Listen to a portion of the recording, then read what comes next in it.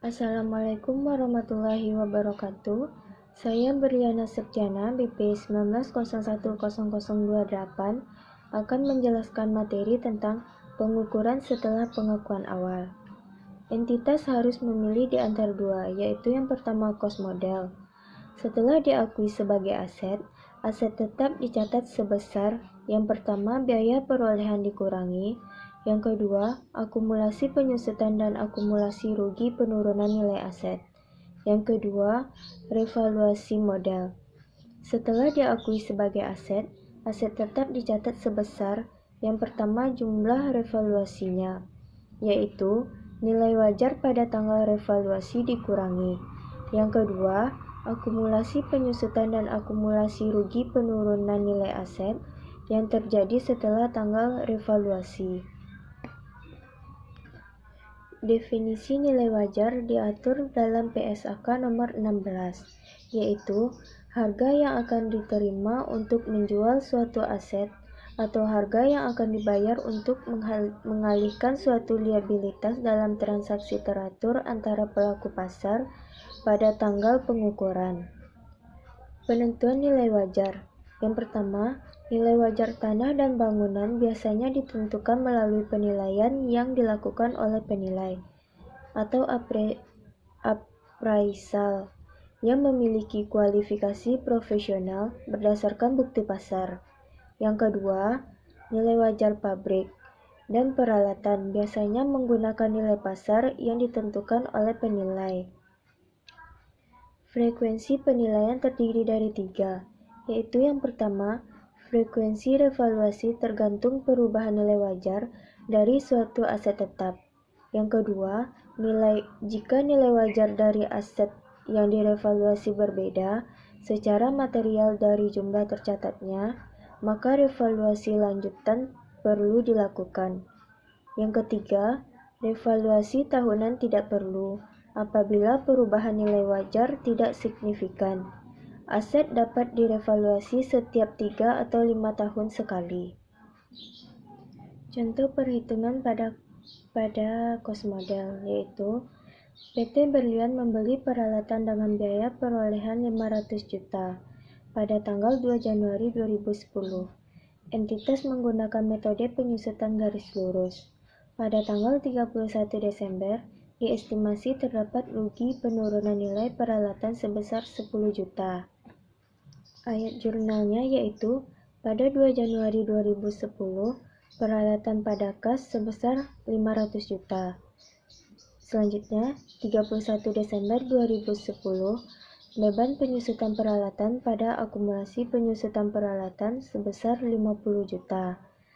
Selanjutnya, tanggal 31 Desember 2010, rugi penurunan nilai pada akumulasi rugi penurunan nilai sebesar 10 juta. Nilai peralatan yang tercatat pada per 31 Desember 2010 yaitu biaya perolehan sebesar 500 juta, dikurangi akumulasi penyusutan sebesar 50 juta. Selanjutnya dikurangi akumulasi rugi penurunan nilai sebesar 10 juta. Peralatan atau neto dapat netonya sebesar 440 juta. Revaluasi modal. Revaluasi harus dilakukan secara reguler untuk memastikan jumlah tercatat tidak berbeda secara material dengan nilai wajar pada tanggal neraca. Contoh revaluasi modal. Peralatan senilai 100 juta diperoleh tanggal 1 Januari 2012 dengan masa manfaat ekonomis 5 tahun tanpa nilai sisa. Tanggal 31 Desember 2012, nilai wajar aset adalah 90 juta. Ayat jurnalnya pada tanggal 1 Januari 2012 yaitu aset tetap pada kas sebesar 100 juta. Yang kedua, 31 Desember 2012. Pada 31 Desember 2012, ayat jurnalnya beban penyusutan pada akumulasi penyusutan sebesar 20 juta. Selanjutnya 31 Desember 2012, akumulasi penyusutan pada aset tetap sebesar 20 juta dan aset tetap terhadap surplus revaluasi sebesar 10 juta. Pengukuran setelah pengakuan awal berdasarkan revaluasi model. Yang pertama, jika suatu aset tetap direvaluasi, maka seluruh aset tetap dalam kelompok yang sama harus direvaluasi. Yang kedua, jika jumlah tercatat aset meningkat akibat evaluasi, kenaikan tersebut langsung dikreditkan ke ekuitas pada bagian surplus revaluasi. Yang ketiga, dikredit ke saldo laba jika sebelumnya ada penurunan akibat evaluasi terdahulu atau impairment.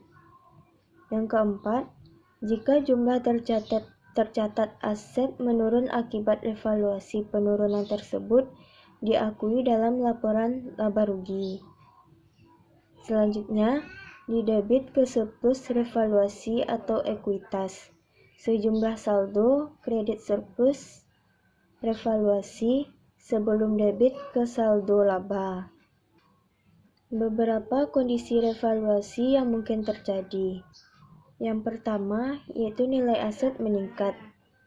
Jika jumlah tercatat aset meningkat akibat evaluasi, kenaikan tersebut diakui dalam penghasilan komprehensif lain dan terakumulasi dalam penghasilan komprehensif lain di laporan keuangan pada bagian surplus revaluasi. Contoh revaluasi model kondisi 1. Aset tetap dengan biaya perolehan 6 juta. Dan akumulasi penyusutan 3.300.000 dilakukan revaluasi dan menghasilkan nilai 3.900.000. Jurnalnya yaitu akumulasi penyusutan 3.300.000 pada aset tetap 3.300.000.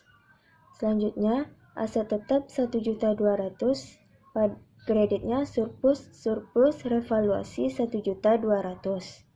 Metode revaluasi nilai aset meningkat.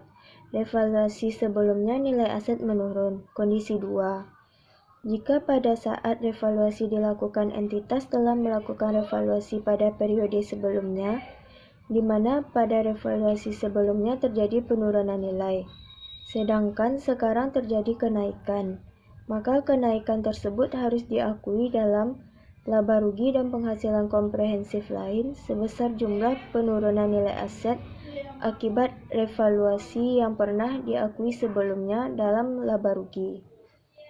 Selisihnya baru dicatat ke surplus revaluasi. Metode revaluasi nilai aset menurun. Kondisi 3. Jika jumlah tercatat aset menurun akibat evaluasi, penurunan tersebut diakui dalam laporan laba rugi.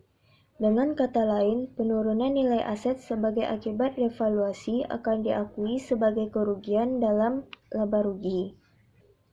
Model revaluasi nilai aset menurun, revaluasi sebelumnya nilai aset meningkat. Kondisi 4. Jika pada saat revaluasi dilakukan entitas telah melakukan revaluasi pada periode sebelumnya, di mana pada revaluasi sebelumnya terjadi peningkatan nilai, sedangkan sekarang terjadi penurunan, maka penurunan tersebut harus mengurangi saldo surplus revaluasi periode sebelumnya, selama penurunan tersebut tidak melebihi saldo surplus revaluasi yang sudah ada sebelumnya tersebut.